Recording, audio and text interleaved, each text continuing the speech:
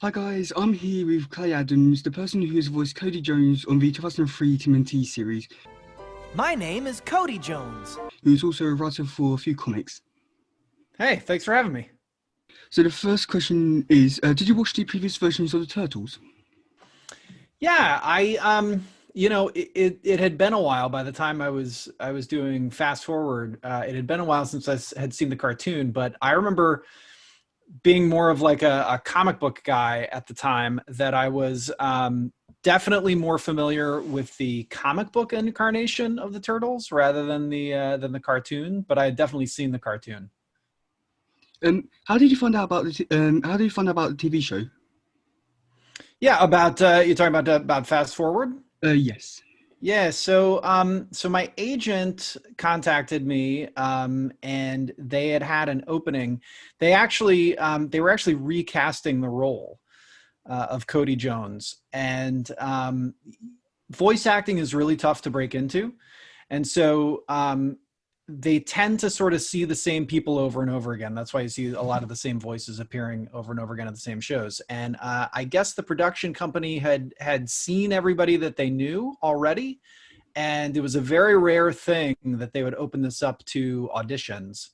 But they did. They opened it up. They put out a casting call, and my agent contacted me and said, "Hey, they need somebody who can sound really young." And I guess I have a young sounding voice, or at least the ability to put it on. And so I went in and I clicked with the casting director, and really sort of felt like this was kind of in my wheelhouse. And I did the audition and kind of had fun. And then um, I don't think it was that much longer after that I got the gig. So I came in. It was about halfway during the season. I had to go back and re-record all the other stuff. But don't cry for the other guy, because I think he gets plenty of voice work. He's fine. Did you audition for any other roles? No, just that one. Just that one. That was the only one that they were looking for at the time. Like I said, they're very. It's a very kind of closed industry, and they people like to work with people that they've already worked with. They were just looking for this one role, this one time, and I just happened to get lucky. Can you still do the voices? Yeah, yeah. I mean, it's probably been a while since I tried it, but I'm sure I could if I had a line. By the way, this little guy stays with me by my desk, I always have him here for some inspiration. Was it hard to get into the character? It wasn't all that hard. What was really tough about it is that they wanted somebody who sounded really young. And I remember going in for the first table read, which is kind of like a rehearsal where you're sitting around the table, and we were sitting there. It was me and the other turtles, and we were sitting around the table, and we did the read of the first episode I was going to do. And I just remember the director coming up to me and being like, we really need you to sound young. Like, really go for that. I think I kind of had that in my head I was just, really trying to sound young. Beyond that, what was tough about it is that even though we had rehearsed around the table, you weren't recording with other people. You were in a booth all by yourself, saying the lines, and for the most part, the episodes were not animated yet. So when I started, since I was a replacement, they were already halfway through the season, and I came in and I was recording, like, I think my first episode was probably like whatever the midpoint of the season was. I'm not even sure. Was it like 10 or 13 or something? And there's nothing for me to look at. I don't know what's going on screen. I don't know what I look like. Like, I don't know anything. And I just have these lines here, and there's no description of what's going on. The director's just kind of telling me like, okay, say these lines 3 times, 3 different ways.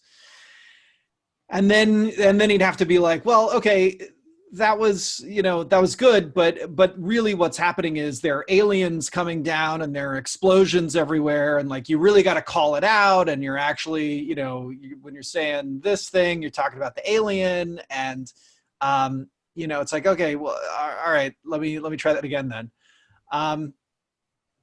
Then after we finished recording all the new episodes, then we had to go back and replace all of the voices in the first half of the season. Or the Cody Jones voice in the first half of the season. So by that point, the animators had already animated. And so I was actually looking at what was going on screen, and I was a little more comfortable in the role, having done it for a while. So while it was kind of new to sort of be watching the TV and trying to talk and match the pace of the other guy, it was easier in a lot of ways because I could see what I was reacting to. I could see what was going on. And then, and then we went back and did little fixes on some of the episodes that I had originally recorded. They either changed a line, or once it was animated, they wanted a different reading.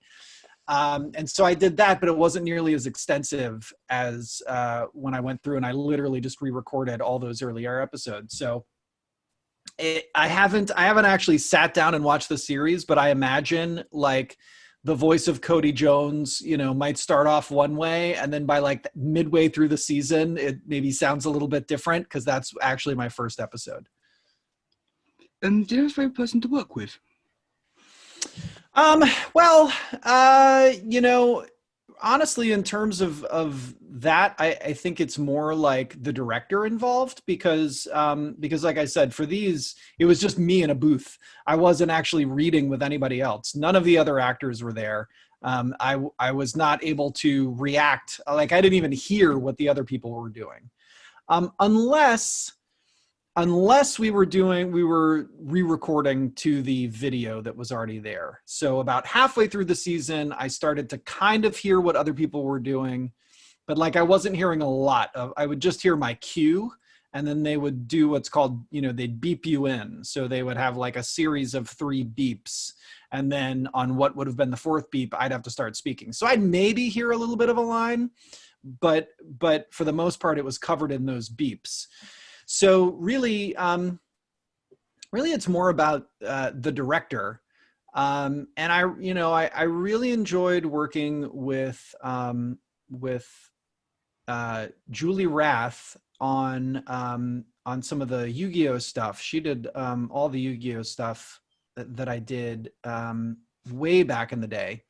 But then I also enjoyed working with Darren Dunstan, who Darren was the casting director for Ninja Turtles, and he also ran the ADR sessions. So the sessions where I was talking to video, those were run by Darren. And he's an actor. He played Splinter in the series. So he kind of knows how to talk to actors. He's a kind of a fun guy himself. So he's just a lot of fun to work with. And so when I came back to do Yu-Gi-Oh a couple of years ago, it was Darren who directed those episodes, because I think Julie had kind of moved on at that point, but Darren was still there, and Darren directed those episodes. And was it quite hard to interact with the other characters without actually knowing what they said? Yeah, for sure. Because you don't, one of the great things about acting is you're playing off of other people. So to not have that was really difficult, and you had to just kind of make it happen in your head. And sometimes you succeed at that, and sometimes you don't succeed. But yeah, that's definitely a challenge. And do you have a favorite episode from the show? Do I have a favorite episode? I don't. It's been years since I've seen it, so I don't. I don't really. Nothing really jumps out. I know there's one where there's this line like "be the water." You're learning how to be more flexible. Okay, I got it. Be the water. Be the water. And that episode really kind of stuck out. I think maybe because there was some kind of moral there or something. That's one that's always really kind of stuck out in my head. So yeah, I'll say that one. Do you have any input on the character or the show? No input at all, none. They kind of had their concept for what they wanted the show to be and what they, what they wanted the character to be. And because I was coming in mid-season replacing somebody, I was just very conscious of, I don't want to lose this job. So I didn't really have a whole lot of input at all. I just kind of showed up and said my lines and tried to have fun and tried to do what they wanted. And they seemed happy. So it was good. It led to more work. So that's always good. And was there any episodes and which you recorded and that were cut from production? Any episodes that I recorded that were cut from production? Yes. There was a second season. They had begun the second season of Teenage Mutant Ninja Turtles Fast Forward, and I think we recorded, I don't know how many episodes we had done. We had done at least a couple, I think, 2 or 3. And this was shortly after there was a Ninja Turtles movie that had come out. And it was shortly after that. And I believe at the time it was Peter Laird who was in charge.